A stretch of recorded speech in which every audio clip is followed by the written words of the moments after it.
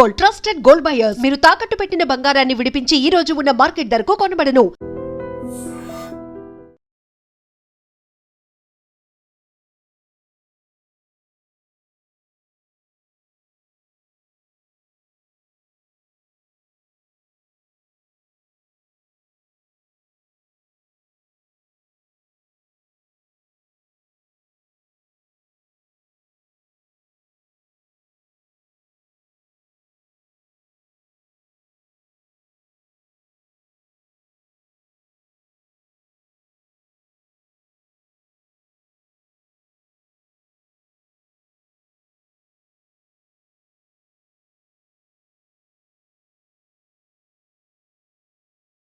శనికావిశలోనూ తెలుసో తెలియక నేరాలు చేసి జైలు పాలైన కొంతమంది వారిలో సత్ప్రవర్తన వాళ్ళకి రాష్ట్ర ప్రభుత్వం క్షమాభిక్షకు ప్రసాదించింది. అందులో భాగంగా ఇప్పుడు చెల్లపల్లి జైల్లో ఉన్న 92 మంది ఖైదీలు ఒక్కొక్కరుగా బయటకు వస్తున్నారు. దాదాపు సంవత్సరాల పాటు 4 గోళ్ల మధ్య మగ్గిపోతున్న వాళ్ళు స్వేచ్ఛ ప్రపంచంలోకి వస్తున్నారు. వాళ్ళందరూ చూస్తుంటే ఎప్పుడెప్పుడా బయటకు వస్తామని చూస్తున్నారు. వీళ్ళు ఎప్పుడు వస్తారా బయటకని వీళ్ళ కుటుంబ సభ్యులు కూడా ఎదురు చూస్తున్నారు. అటు వాళ్ళందరూ కూడా జైల్స్ డీజీ సౌమ్య మిశ్ర గారు స్వాగతం పలుకుతున్నారు. ఇప్పుడు మనం చూస్తున్న వాళ్ళందరూ కూడా 1 by 1 వస్తున్నారు. 92 మంది పైగా జైల్లో ఖైదీలు ఉన్నారు. వీళ్ళందరూ కొన్ని సంవత్సరాలుగా ఉన్నారు. కొంతమంది హత్యానేరాలు చేశారు, మరో కేసులు ఉంటారు. క్షమాభిషంగా ఉన్నారు. ఇప్పుడు మనతో పాటు మాట్లాడుకున్నారు. మీ పేరేం పేరు? నా పేరు జంగయ్య సార్. జంగయ్య. ఏ కేసులో వెళ్ళారు? మర్డర్ కేసులో ఇప్పుడు 14 సంవత్సరాలు అవుతుంది సార్. జైలుకి వచ్చి 2013లో వచ్చా.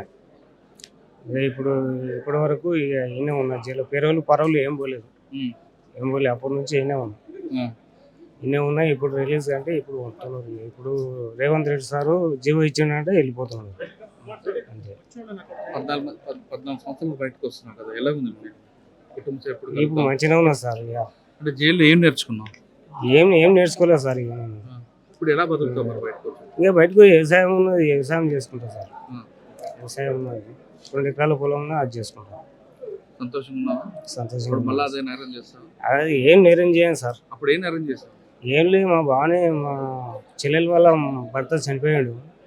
నేను చంపినాను, నా మీద కేసు పెట్టారు. అదే అంతే కానీ ఇక వేరే ఏం లేదు, ఏం చేయలేము. ఏం చెప్తారు మిగతా వాళ్ళకి? ఏం చెప్పు సార్, ఇక ఇంకేం చెప్పు, ఏం చేయలేదు. ఇక సౌకర్యాలు అన్నీ ఇప్పటి వరకు అయితే మంచిగా ఉన్నాయి, మంచిగా మనతో మాట్లాడే మరో కొంతమంది వ్యక్తులు ఉన్నారు. ఆయన అడుగుతుంది, మీ పేరేం పేరు? ఏ కేసులో బయటలో? మా భార్య కేసు సార్. ఏ ఊరు? మా పందిపూట సార్. గ్రామం. ఇప్పుడు జ్వరం మంచిగా బయటకు వస్తున్నా కదా, ఎలా ఉన్నా? ఇంకా మంచిగా ఉన్నా సార్. హార్ట్ పేషెంట్ అయినా గుండె పోటీ కూడా ఇక్కడ చేయించిన సార్లు మంచిగా నేను నడుచుకుంటాను. మంచిగా జైల్లో 12 సంవత్సరాలు సార్. 12 సంవత్సరాలు ఉన్నా కదా సార్. ఎలా మీ జీవనం ఎలా కాస్తుంది? పెట్రోల్ బంకులు రాతా ఉన్నారు సార్. అమ్మ చేసుకొని పోతా, లేకపోతే వ్యవసాయం చేసుకొని పోతాం సార్. పెట్రోల్ బంకులో పెట్టినా తప్పు చేసుకొని ఒప్పుకుంటారా? ఇక మీ దయా సార్. ఇక మీరు ఎట్లా శ్రమిస్తే ఎట్లనే అవుతుంది. జైల్లో మాట్లాడే వాళ్ళు చాలా మంది వస్తున్నారు, మరికొంతమంది ఉన్నారు. ఇప్పుడు మాట్లాడేది చూద్దాం. దాదాపు 92 మంది బయటకు వచ్చారు. వీళ్ళందరినీ కూడా ఏ విధంగా జీవితం బయటకు వచ్చారు, ఎందుకు నేరం చేశారు, బయటకు వచ్చిన తర్వాత వీళ్ళు ఎలాగ జీవనం కొనసాగించాలి అనే విషయం మీద కూడా జైల్స్ డీజీ గారు ఒక ప్రోగ్రాం పెట్టారు. అండ్ జైల్స్ నుంచి బయటకు వచ్చిన వాళ్ళందరూ కూడా పెట్రోల్ పంపుల ఉద్యోగాలతో పాటు వాళ్ళ కాళ్ళ మీదే నిలబడేలాగా, వాళ్ళ కాళ్ళ మీద వాళ్ళు సంపాదించేలాగా, ఒకరి మీద ఆధారపడకుండా ఉండడానికి వాళ్ళందరికీ కూడా కుట్టు మిషన్లు ఇవ్వడం, కంప్యూటర్లు ఇవ్వడం, కొన్ని కార్యక్రమాలు చేపట్టినట్టుగా జైలు శాఖ చెప్తుంది. ఇప్పటికీ 92 మందిలో కొంతమంది బయటకు వచ్చి, కానీ వీళ్ళు జైల్లో చేసిన నేరం చేసి జైలుకి వెళ్ళారు. కానీ బయటకు వచ్చాక సొసైటీ వీళ్ళకి ఎలాగ ఆదరిస్తుంది ఒక ప్రశ్నగా కనిపిస్తుంది. వీళ్ళందరూ జైలు నుంచి వచ్చారు, ముద్ర పడతారు కాబట్టి వీళ్ళకి ఇల్లు ఇస్తారా లేదా ఉద్యోగాలు ఇస్తారా అనేది ఒక ప్రశ్న. కానీ జైలు శాఖ మాత్రం ఈ విషయం మీద చాలా స్పష్టంగా వీళ్ళందరికీ వాళ్ళ ఆర్థిక పరిస్థితి బాగుపరచడానికి రకరకాల కార్యక్రమాలు చెప్పింది. జైల్స్ బయట ఉన్న పెట్రోల్ పంపులు ఉద్యోగాలు ఇవ్వచ్చు, లేదు మరికొన్ని కార్యక్రమాలు చేపట్టడానికి జైలు శాఖ చూసింది. జైలు శాఖ నిర్ణయం తీసుకుంది. అయితే ఇప్పుడు మరికొంతమంది బయటకు వచ్చే అవకాశం ఉంది, వాళ్ళు కూడా మనం ప్రశ్నిద్దాం. తెలంగాణ స్టేట్ ఫార్మేషన్ డే సందర్భంగా మీ అందరికీ నా శుభాకాంక్షలు. ఈరోజు తెలంగాణ స్టేట్ ఫార్మేషన్ అయింది.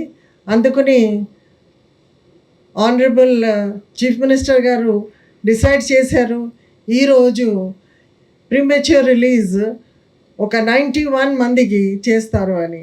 సో తెలంగాణ డిపార్ట్మెంట్ తరఫు నుంచి, మా ఆశ్రమవాసి తరఫు నుంచి, అందరి తరఫు నుంచి చాలా చాలా ధన్యవాదాలు మేము తెలియజేస్తున్నాం. పత్రికా మిత్రులు అందరూ ఉన్నారు ఇక్కడ, మా ఆశ్రమవాసులు ఉన్నారు, వాళ్ళ రిలేటివ్స్ ఉన్నారు, ప్లస్ మా స్టాఫ్ అందరూ ఉన్నారు. ఈరోజు రియల్లీ ఒక పండుగ వాతావరణంలో మీరు ఫ్రీడమ్ మీకు ఇస్తున్నారు. సో ఈరోజు ఒక కొత్త చాప్టర్ మీరు అందరూ స్టార్ట్ చేస్తున్నారు. ఆ కొత్త చాప్టర్ మీ లైఫ్లో ఒక టర్నింగ్ పాయింట్ లాగా ఉండాలి.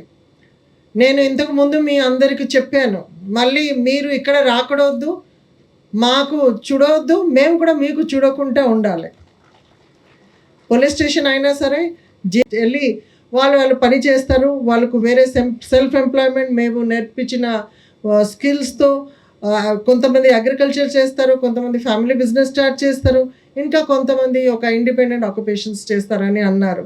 ఒక 38 ప్రిజనర్స్ వాళ్ళు వాలంటరీలీ మా ఫ్యూయల్ అవుట్లెట్స్లో పని చేస్తారు అని చెప్పిన తర్వాత వాళ్ళకు ఈరోజు అపాయింట్మెంట్ లెటర్ ఇవ్వడం జరుగుతుంది. కొంతమంది ఫీమేల్ ప్రిజనర్స్, ఒక 4 ఫీమేల్ ఆశ్రమవాసులు కూడా మేము వెళ్ళి టైలరింగ్ నేర్పించిన టైలరింగ్ మేము స్టార్ట్ చేస్తాము, ఓన్గా స్వింగ్ మెషిన్ కావాలి అని అడిగితే సెల్ఫ్ ఎంప్లాయ్మెంట్ అసిస్టెంట్ స్కీమ్ మా ప్రిజన్ డెవలప్మెంట్ ఫండ్ ద్వారా అది ఫండెడ్ అయింది. సో దాంట్లో మేము ఒక 4 స్వింగ్ మెషిన్స్ కూడా వాళ్ళకి ఇవ్వడం జరుగుతుంది. వీళ్ళు ప్రిజనర్స్ ఈరోజు ఈ ప్రోగ్రామ్తో ఆగిపోవద్దు.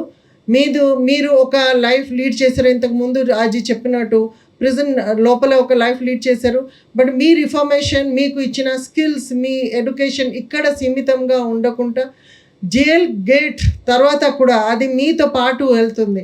మీరు అది సదుపయోగం చేసుకుని మీరు ఒక మంచి పౌరులుగా బయట వెళ్ళి బతుకుంటే మాది ఎంత ఎఫర్ట్ లాస్ట్ ఒక 15 సంవత్సరం నుంచి మీ మీద చేసిన ఎఫర్ట్స్ సార్థకంగా అవుతుంది అని మేము భావిస్తున్నాము.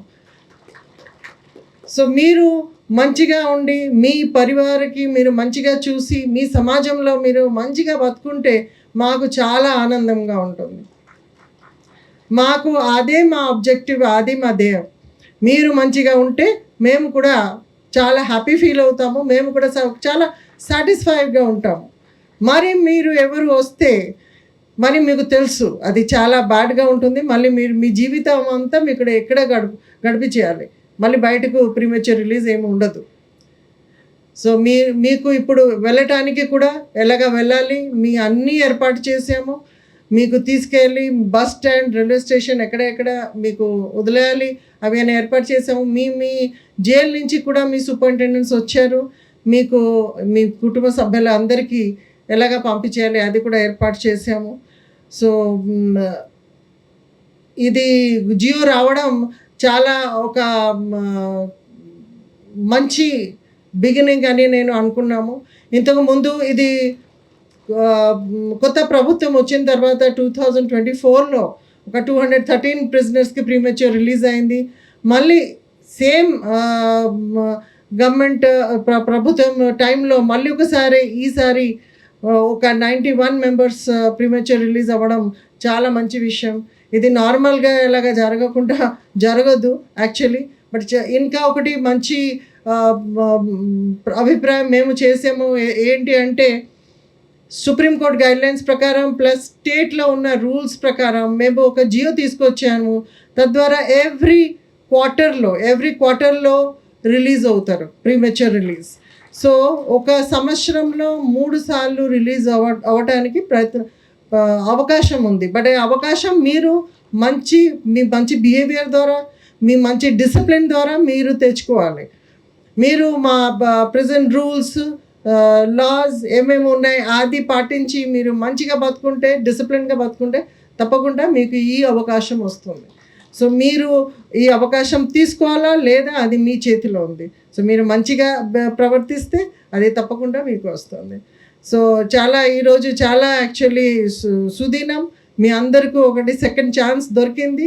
ఈ ఛాన్స్ ద్వారా మీరు వెళ్ళి మంచిగా బతకాలి, హ్యాపీగా బతకాలి, మీరు హ్యాపీగా ఉండాలి, మీ పరివార వర్గం అందరూ హ్యాపీగా ఉండాలి, మీరు ఎక్కడ ఉంటారో ఆ సమాజం కూడా హ్యాపీగా ఉండాలి.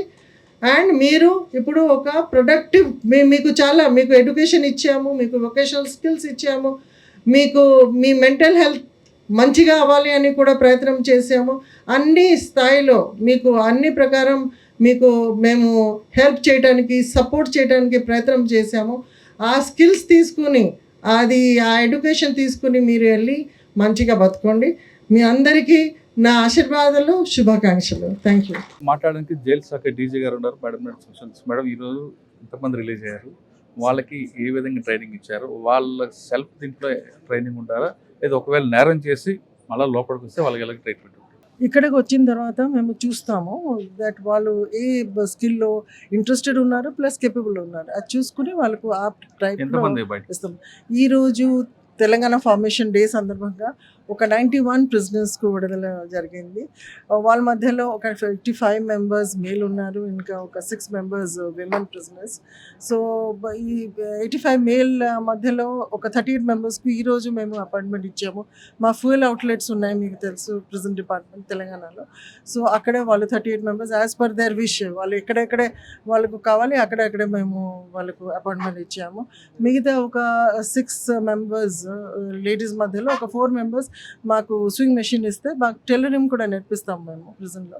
సో వేస్తే వాళ్ళు టైలరింగ్ షాప్ పెడతారు అని అన్నారు. సో వాళ్ళు కూడా అది హెల్ప్ చేసాము. కానీ జైలు డిపార్ట్మెంట్ వాళ్ళకి ఆదుకుంటుంది, కానీ సమాజం వాళ్ళకు స్టిగ్మా వేస్తుంది. ఆ స్టిగ్మాలో వాళ్ళకి ఇల్లు రెంట్ ఇవ్వడం, జాబులు ఇవ్వడం చేస్తారు. అటువంటి వాళ్ళకి మీరేం కల్పిస్తారు? అంటే అందుకని మేము రిలీజ్ అయిన ముందు వాళ్ళు ఫ్యామిలీకి పిలిపించి, మీరు విన్నారు, ఐజీ గారు కూడా చెప్పారు. సో ఫ్యామిలీకి పిలిపించి కౌన్సిలింగ్ ఇస్తాము. వాళ్ళకు యాక్సెప్ట్ చేయాలి, వాళ్ళకు మంచిగా బిహేవ్ చేయాలి అని, స్టిగ్మా ఉండకూడదు. మేము అందుకని ట్రై చేస్తున్నాము చాలా. వాళ్ళకు ఇఫ్ దే బికమ్ యూస్ఫుల్, మళ్ళీ ఫ్యామిలీ మెంబర్స్ వాళ్ళకు వదలడానికి అవకాశం ఉండదు.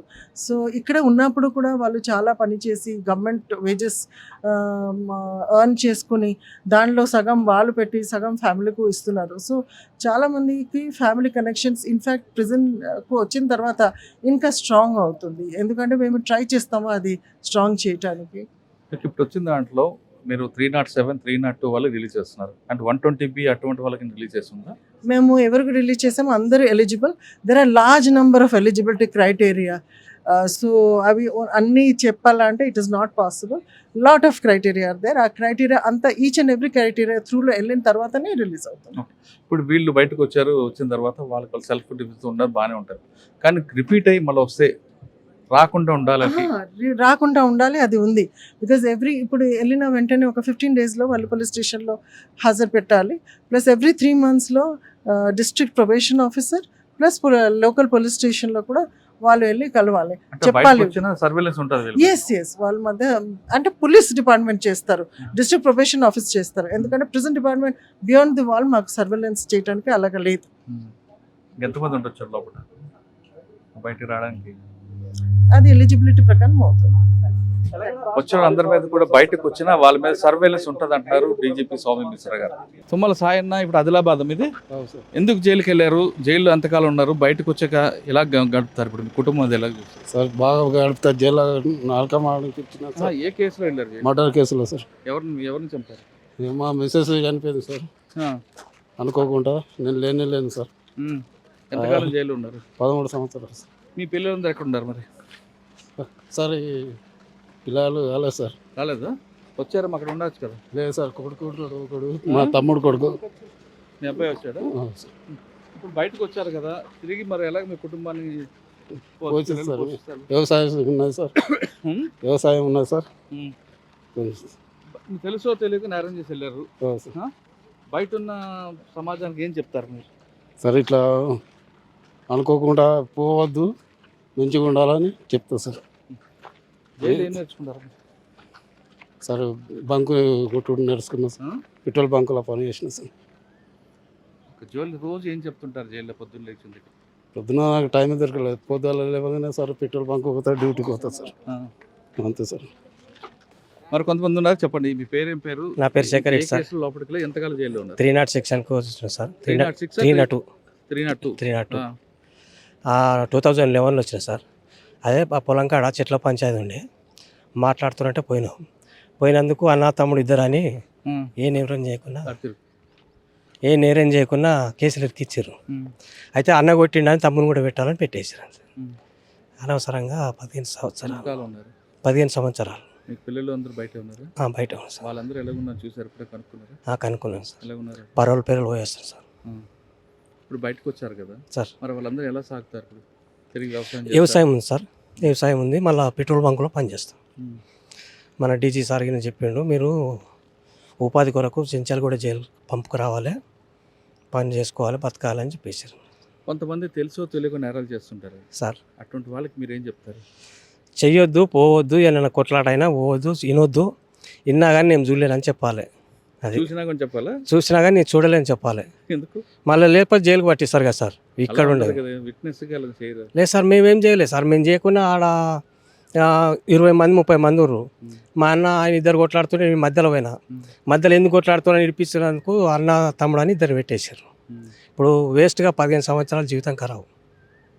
అట్లా ఎగనెస్ట్ పార్టీ అదొక రాజకీయం కిందకి వచ్చింది సార్. అది ఆ 15 సంవత్సరాలు బయట ఉంటే పిల్లలు నేను బాగా చదివించాలి, బాగా చదివించేది, బయట తోలిస్తాను. కానీ హుషారు ఉండేది, కష్టపడ్డా, పని చేసుకున్నా, ఇల్లు కట్టుకున్నా, ఏం లేకుండే. కానీ పెట్రోల్ బంకులో పని చేసుకొని జర ఉపాధి కలిగి జైల్లో ఉన్నారు కదా. అవును సార్. మీ సగం వయసు అంతా కోల్పోయారు సార్. స్వల్పవర్తన నేర్చుకున్నాం. మళ్ళీ ఏడ కొట్లాడినా ఏదున్నా పోవద్దు అనేది అంతే. కానీ పని కూడా మంచిగా నేర్పించారు సార్. మంచిగా పని చేసుకోవాలి, ఉండాలి, కొట్లాడొద్దని. హలో, ఏం పేరు? నరసింహులు. మీ పేరు నరసింహులు. ఏ కేసులో లోపలికి వెళ్ళారు? భార్య కేసులో. ఎలా ఆమె చంపారా మీరు? గొడవ పెట్టుకుంటే ఆమె చచ్చిపోయింది. గొడవ పెట్టుకుని చచ్చిపోయిందా? కాల్చుకొని. ఎంతకాలం జైల్లో ఉన్నారు? 13 ఏళ్ళు అవుతుంది సార్. మీ భార్యని చెప్పని బయటకు వచ్చారు, పిల్లలు ఉన్నారా మీకు? ఉన్నారు సార్, బాబు ఉన్నాడు. మరి వాళ్ళ గురించి ఆలోచించలేదు అప్పుడు? ఏదో అప్పుడు అనుకోలేక అట్లా అయిపోయింది సార్. మరి ఆ అబ్బాయి ఏం చేస్తున్నాడు? చిన్నగా ఉన్నాడు సార్, చదువుకుంటున్నాడు. ఎన్ని సంవత్సరాలు జైల్లో ఉన్నారు మీరు? 13 సంవత్సరాలు అయింది సార్. 13 సంవత్సరాలు బయటకు వచ్చారు కదా, ఇప్పుడు మీకు ఎలాగ జీవనం వెళ్తుంది? గట్టి ఇంకా బాధపడుకుంటూ ఉన్నాం సార్. మరి ఇల్లు ఆకలి కుటుంబం పోషణ అది ఎలా? అంతే గట్లే ఆకం అయిపోయింది. సరే, తెలుసో తెలియక నేరాలు చేస్తున్నారు వెళ్తుంటారు, అటువంటి వాళ్ళకి మీరు ఏం చెప్తారు? ఇంక తెలియదు, ఇప్పుడు చేయొద్దు అని చెప్పాలి సార్. ఏం డబ్బులు పట్టుకోలేక పెడుతుంది? అవి పని చేసిన డబ్బులు ఇచ్చారు సార్. ఇచ్చారు? అదే ఇప్పుడు లేక ఉన్నాయి, 15,000 ఉన్నాయి అట్లా. జైల్లో ఏం నేర్చుకున్నారు మీరు? ఇంక స్కూళ్ళు అవి ఇవి నేర్చుకున్నాం సార్. ఇంకా బాధపడుకుంటే ఇంక స్కూల్ నేర్చిన కూడా బాగా రాలే. అవు సార్. జైల్లో చాలామంది తెలుసో తెలియకో నేరాలు చేస్తుంటారు. ఇప్పుడు మనం మాట్లాడిన వాళ్ళలో కొంతమంది కుటుంబంలోని గొడవలను లేదా అన్యాయంగా రాజకీయ తగదలతోనో గొడవలు పడుతుంటారు. అటువంటి వాళ్ళు జైలుకి వస్తారు, దాదాపు 14-15 సంవత్సరాలు జైల్లో ఉంటారు. జైలుకి వచ్చిన తర్వాత వాళ్ళకి ఆ కోపతాపాలు తగ్గిపోయిన తర్వాత అసలు విషయం బయటపడుతుంది. ఇంకప్పుడు జరగాల్సిన నష్టం జరిగిపోద్ది కానీ బయటకు రాలేరు. లోపల వాళ్ళు ఉంటారు కానీ కుటుంబం గురించి ఆలోచిస్తుంటారు. కానీ కుటుంబం అప్పుడే బయట ఉండి చాలామంది ఇబ్బంది పడుతుంటారు.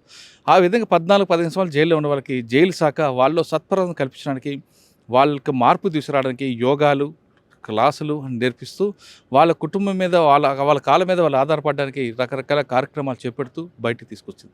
ఆ విధంగా 14-15 సంవత్సరాలు జైల్లో వాళ్ళందరూ కూడా బయటకు వచ్చారు. తెలంగాణ రాష్ట్రం మొత్తం మీద కూడా దాదాపు 100 మంది పైగా వచ్చారు. ముఖ్యంగా చర్లపల్లి జైల్లోనే 90 మంది పైగా వచ్చారు. వీళ్ళందరూ కూడా జైలు శాఖ వాళ్ళకి స్వయం ఉపాధి కల్పించుకోవడానికి నాకు కావాల్సిన అన్ని ఏర్పాట్లు చేసి శిక్షణ ఇప్పించి బయట పంపించింది. అంతేకాకుండా వీళ్ళు ఎవరైనా పని చేస్తామంటే వాళ్ళకి జైలు శాఖలో పెట్రోల్ బంకులో ఉద్యోగాలు, అదేవిధంగా స్కూల్లో ఉద్యోగాలు, స్కూల్లో టీచర్ ఉద్యోగాలు, కొన్ని కార్యక్రమాలు వేసి పంపిస్తుంది. కాబట్టి వీళ్ళు వచ్చిన వాళ్ళందరూ కూడా ఖచ్చితంగా వాళ్ళ కాలం మీద నిలబడతారు. అయితే వీళ్ళు చెప్పింది మంచి మెసేజ్ ఏంటంటే, క్షణికావేశంలో నేరాలు చేయొద్దు, చేసి మాలాగా జీవితం కావద్దు. జైలుకి వచ్చిన వాళ్ళందరూ కూడా సుఖపడరు, చాలా బాధపడతారు.